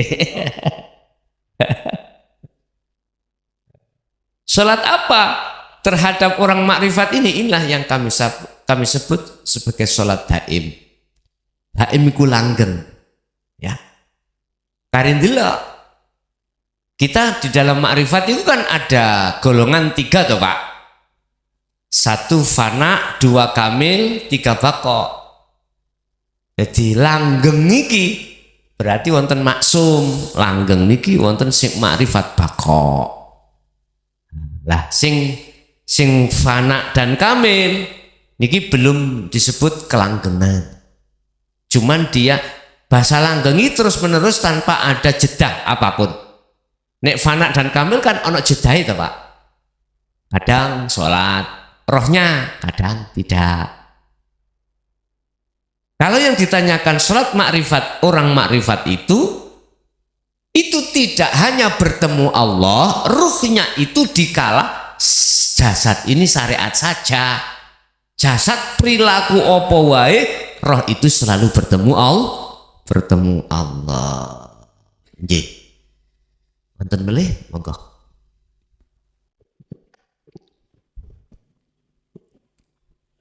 Assalamualaikum warahmatullahi wabarakatuh. Mangkaten kula lajengaken pertanyaan kala wau sampun dipun terangaken bilih salat niku dibagi enten syariat, enten hakikat, kali enten makrifat. Ingkang kula tanyaken nggih menika wekdal Kanjeng Nabi Muhammad sallallahu alaihi wasallam Isra Mi'raj nrami perintah Allah Ta'ala menika arupi salat. Niku salat ingkang kados pundi? Niku mawon kula akhiri. Assalamualaikum warahmatullahi wabarakatuh. Assalamualaikum warahmatullahi wabarakatuh. Surat Al-Isra ayat 1, Subhanalladzi asra bi'abdi lailam minal masjidil haram ilal masjidil aqsa alladzi barakna haulahu lan sak piturute. Ketika Rasulullah menerima sholat di dalam perjalanan Isra Mi'raj itu sholat yang bagaimana? Saya jawabnya juga 2 kacamata Pak. Pandangan syariat dan pandangan hakikat. Mengapa kok ada pandangan hakikat? Karena ada Isra. Karena ada Mi'raj. Mengapa pandangan syariat? Karena ada Isra. Coba kita pahami dulu apa sih Isra dan apa sih Mi'raj. Kalau Isra dari masjid ke masjid, ini hubungannya dengan dunia. Ketahuilah bahwasanya alam dunia ada pembatas dengan alam akhirat yang disebut alam barzah. Apa alam barzah? Alam di mana ketika saat ruh dimasukkan terhadap alam barzah, dia tidak bisa kembali ke dunia dan juga dia tidak akan bisa ke akhirat jikalau belum datang hari kebangkitan. Wa min waraihim barzakhun ila yaumi yub'atsun. Berikut. Isra adalah perjalanan Rasulullah dari Masjidil Haram ke Masjidil Aqsa. Masjidil Haram itu ada di kota Mekah, Masjidil Aqsa itu di Palestina. Oke, ini dunia, Pak. Ini dunia. Ini perjalanan syariat sebetulnya. Perjalanan zahir, perjalanan fisik. Ini kalau boleh saya katakan sholat syariat. Kalau boleh saya katakan. Ini hubungannya dunia. Tapi di situ ada mi'raj, Pak. Gak Isra doang, enggak. Aja juga mi'raj. Apa mi'raj? Perjalanan Rasulullah dari Masjidil Aqsa ila sidratil muntaha mustawa. Berarti keluar dari alam dunia. Itu adalah alam akhirat. Ini Rasulullah. Di dalam Al-Quran Al-Karim tulisan Sidratul Muntaha kan mboten muncul. Yang dikatakan barokna ma haulahu linuriyahu min ayatina. Nanti muncul Sidratul Muntaha mustawa. Mboten muncul. Inilah baliknya Al-Quran di situ. Sehingga banyak ahli pikir yang tidak paham menerjemahkan iki maksudnya piye. Kebanyakan iku muhakamah, Pak. Artinya ya wis ana ikuwi ya kuwi. Lho ngoten lho. Padahal penuh dengan balaghah, penuh dengan mantik. Sehingga dikatakan dalam satu ayat orang-orang ahli ilmu diperintahkan pada zaman dulu membuat ayat yang bisa menyamai satu ayat aja dalam Al-Quran. Seluruh kumpulkan ahli fikir, ahli ilmu, ahli opoai, suruh membuat satu ayat saja, nggak akan bisa. Sebab apa? Tidak hanya setiap ayat itu mengandung arti pengertian muhakamah, tetapi juga mutasabihah. Artinya tidak dunia, tidak dohir aja, tetapi ya batin, yaitu akhirat. Udah. Dari kacamata hak syariat dan hakikat jawabannya nanti beda. Tapi perbedaan itu tidak menjadikan gap. Ya, oke. Wis, kita bicara dulu mi'raj dulu. Mi'raj perjalanan Rasulullah dari Masjidil Aqsa ke Sidratul Muntaha. Terlepas dari alam dunia. Cara sakniki kedah ndamel pesawat. Allah menyiapkan pesawat itu namanya buraq. Buraq. Sebetulnya itu nafsu dulur.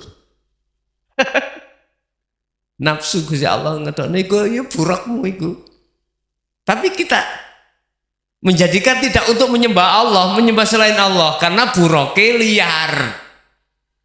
Makanya gambar niku lak jaran awak ndase niku wong wedok ngoten nggih ya. Iku menandakan nafsu, Pak, yang ada pada diri kita, Pak. Lah, biar enggak liar, Allah menyuruh malaikat muqarrabin Jibril, Mikail, Israfil, Israil untuk menuntun. Rasulullah lenggah di atas buruk kuwi. Akhirnya sesuai dengan petunjuk-petunjuk iku, buruknya nggih mboten liar. Iso tutuk nggon sak temene. Belum sampai ke Sidratul Muntaha, ada di Babus Salam. Kalau bahasa saya mengatakan Babus Salam, semua candle mandek. Sab langit pitu leren wis. Bahasa syariat seperti itu. Semua malaikat leren kabeh, parkir semuanya. Artinya kita berangkat minal Masjidil Aqsa sebelum ke Sidratul Muntaha, katakan di Babus Salam ada di dzikir syu'arul basyir, di dzikir sirul asr sebelum di Ainul Basyirah, berangkatnya tuh gini nafsu, buruk gimana? Keakuan kita selalu ada di situ. Ada. Lagi kudu diparkir, Pak. Beliau malaikat muqarrabin, beliau yang namanya buruk, parkir sudah di Babus Salam. Di Syu'arul Basyirah, ini parkir semuanya. Kan di situ Rasulullah sendiri. Lah, malaikat Jibril dawuh, Muhammad, bacalah tahiyat ini. Bacalah tahiyat ini sebab kamu akan mengalami menerobos ribuan cahaya. Lah ngoten nggih. Manakala kau tidak membaca ini, kau tidak akan sampai di sana. Ini bahasa kinayah, Pak. Semuanya itu bahasa kinayah sebetulnya. Kados buruk iku nafsu. Kados malaikat muqarrabin itu adalah warid. Ya, warid. Terus cahaya-cahaya itu penuh dengan alam mukasyafah. Koyok hikmah, ilmu karomah. Risiko cahaya-cahaya itu akan menghancurkan dirimu sendiri. Artinya kau akan dimakan nurullah itu.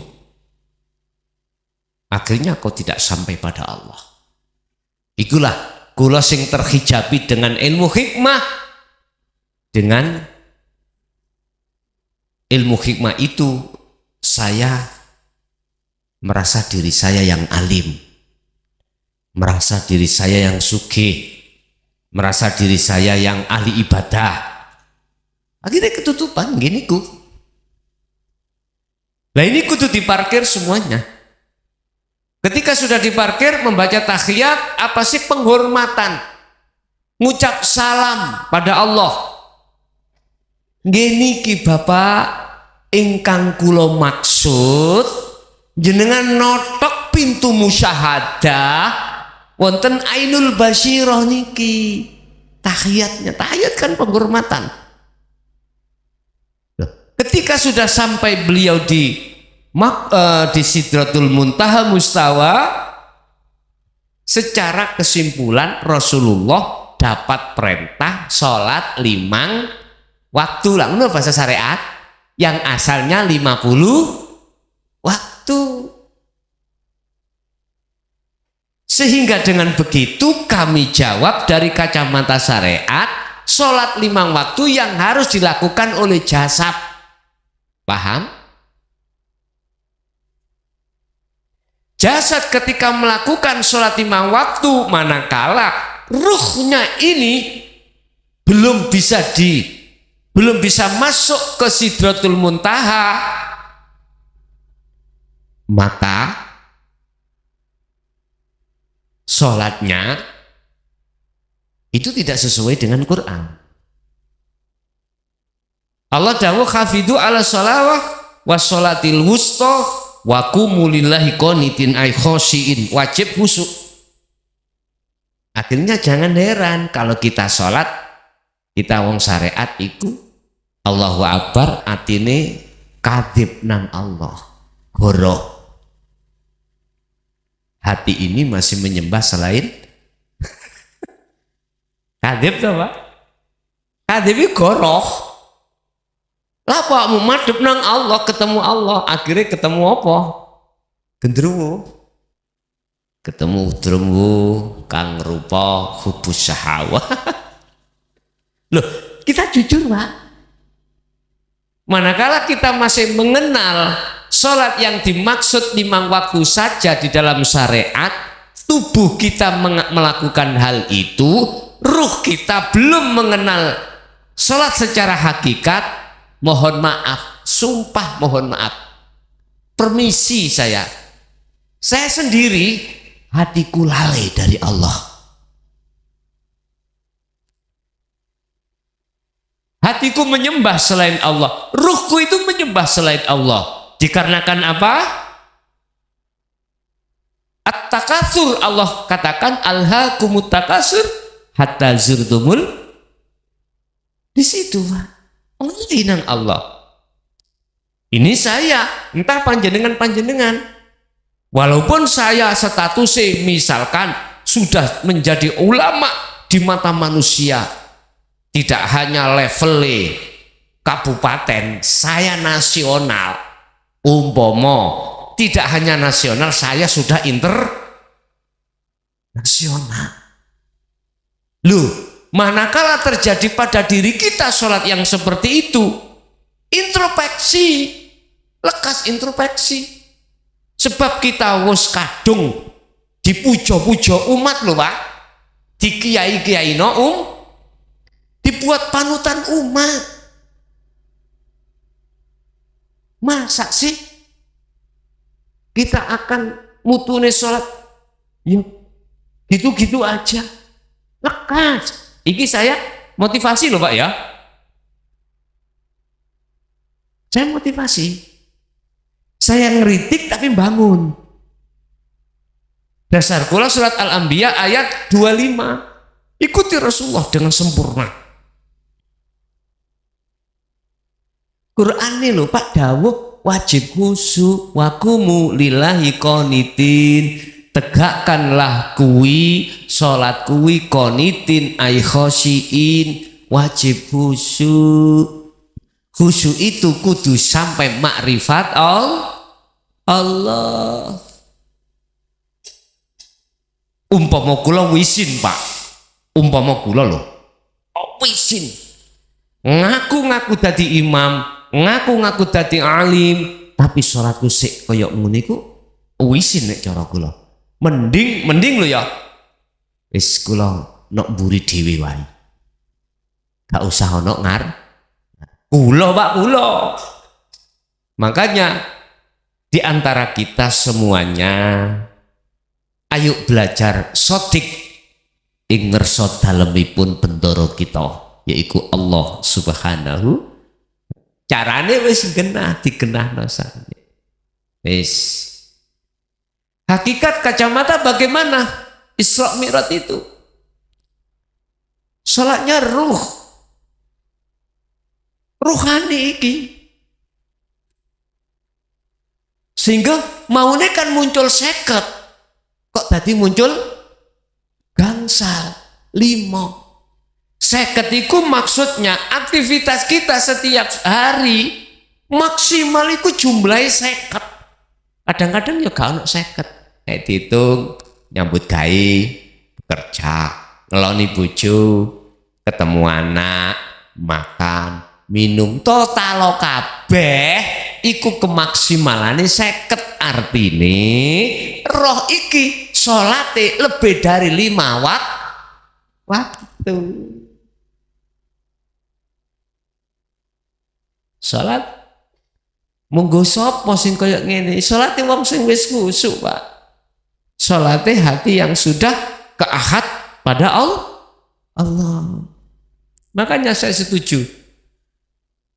Yang namanya lambang negara kita adalah panca. Panca itu 5 sila. Pertama, kedudukannya ketuhanan yang maha Wis. Iki nek cara bahasa bagaimana ada golongan-golongan radikal untuk ngubah iki, kula gak setuju, ya gak setuju. Jadi tokoh-tokoh kebangsaan dulu Pak, mohon maaf ya, kebanyakan mayoritas dari unsur ulama. Panglima Sudirman iku wakila min habaib, keturunan Rasulullah. Jadi tokoh-tokoh yang mencetuskan sila 5 itu ya mboten anggertian Pak. Nek cara keilmuannya itu peradabannya itu tidak hanya syariat sampai makrifat. Umpama kula angsal ngupas ngono Pancasila itu ya apa lungguhe? Kapan ae tak kupas ini. Citoke cek ngerti. Wis, Bapak Ibu, pandangan kacamata hakikat itu adalah sholatnya ruh. Sholatnya ruh. Tidak hanya 5 waktu, maksimal 50 waktu. Jadi nggak ada kesempatan ruh ini untuk melakukan sesuatu di luar menyembah Allah. Kan sudah dikatakan, wama umiru, dan tidak diperintah sira kabeh illa liya'budullaha, kecuali menyembah pada Allah. Jadi nyembahi makrifat Pak. Waqala aidan, Allah juga pernah menyampaikan dalam satu ayat, wa ma khalaqtul jinna wal insa illa liya'budun, tidak akan kuciptakan jin dan manusia kecuali menyembah.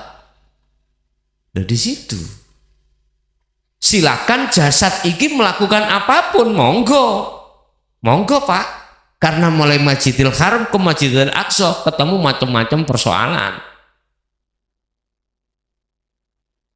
Yang penting ruh ini bagaimana menempatkan kewajiban ruh pada Allah. Lah kewajiban ruh hanya menyembah dan bertemu Allah. Artinya silakan jasad minum, silakan jasad kelon, silakan jasad makan, silakan jasad kerja, ruh tetap menyembah pada Allah di situ. Lah ini kalau tidak mengikuti Kanjeng Nabi mboten saged. Lah Kanjeng Nabi genahno inti daripada ajaran yaitu dinut tauhid, ini tujuannya supaya liqo terhadap Allah. Di situ Pak. Sehingga ketika Isra Mi'raj Kanjeng Nabi niku ada 2 pendapat Pak. Ada yang pendapat mengatakan ar-ruhu ma'a jasadihi, rosak jasati. Ada yang mengatakan biruhin fakot, hanya roh saja. Ada yang mengatakan seperti itu. Lawak dewi lah gak padha ruwe, padha gak ruwe to Pak. Lah jarene sih, jarene cerita. Pendapat Syekh iki mengatakan, ya wis gak usah gegeran Pak, nek menurut kula. Ya wis benerno karo-karone wis gak geger. Kalau boleh saya katakan, wong iku nek wis mengenal makrifat iku ono macam loro. Ada dalan wasilun, dia sak syariate, ya. Ada yang majedubun, syariat gak direken. Ya wis ngono ae lah, apa bingung-bingung. Ada orang itu ngejoki hukum hakikat kok tanpa mengerti, nggak mau tahu tentang hukum syariat untuk kemakrifat Allah.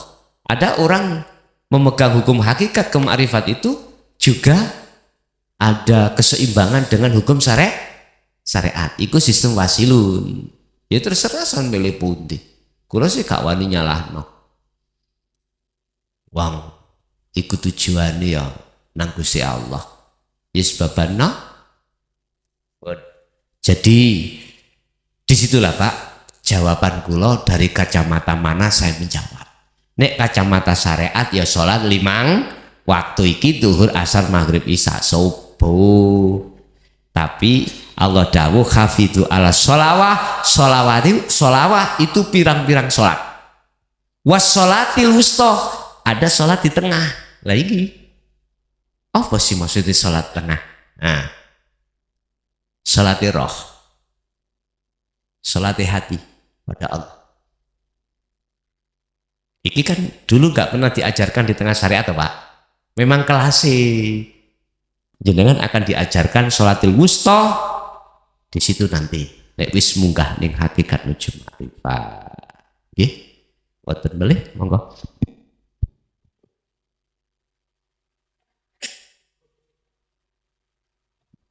Sampun? Nggih. Bapak Ibu hadirin jamaah rahimakumullah, sebelum ditutup doa, sedaya napa ingkang sampun diparingake Allah kala wau estu-estu dadosa ilmu ingkang manfaat terhadap kita dan anak putu kita ila yaumil qiyamah. Lahumul Fatihah.